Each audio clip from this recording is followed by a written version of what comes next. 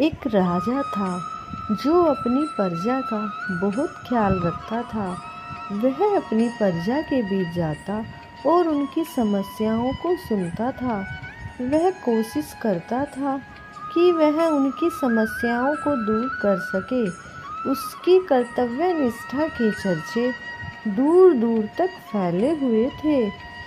एक बार राजा अपने राज्य में भ्रमण करने के लिए निकले हुए थे। तब उनके कुर्ते का एक बटन टूट गया।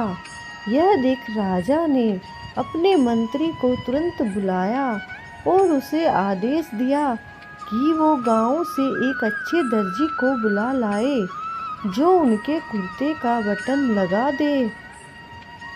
यह सुन मंत्री ने गांव में दर्जी की खोज शुरू कर दी। संयोग से उन्हें एक दर्जी भी मिल गया। गांव में उसकी एक छोटी सी दुकान थी। उस दर्जी को जल्दी ही राजा के पास लाया गया। उस दर्जी से राजा ने कहा कि क्या वो उसके कुर्ते के बटन सिल सकता है। दर्जी ने कहा कि यह तो बड़ा ही आसान काम है।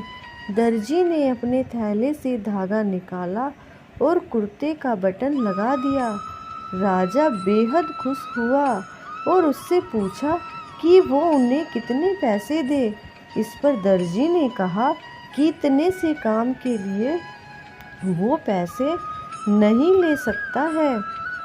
इस पर राजा ने कहा कि वो इसकी कीमत जरूर देंगे। दर्जी ने सोचा कि उसने तो बस धागा ही लगाया है, तो उसके 2 रुपये मांग लेता हूँ।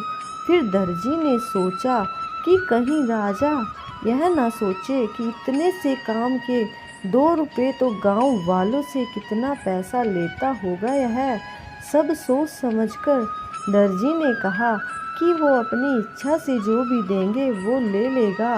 यह सुन राजा ने अपनी हैसियत के मुताबिक उसे 2 गांव देने का फैसला किया।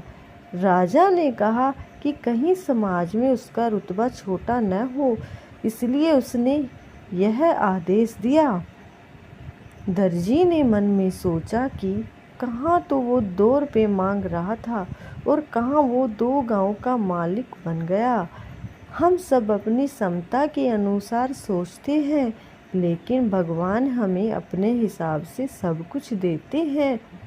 हम छोटा मांगते हैं और कई बार भगवान हमें उनके देने की क्षमता के आधार पर कुछ अच्छा और बड़ा दे देते हैं।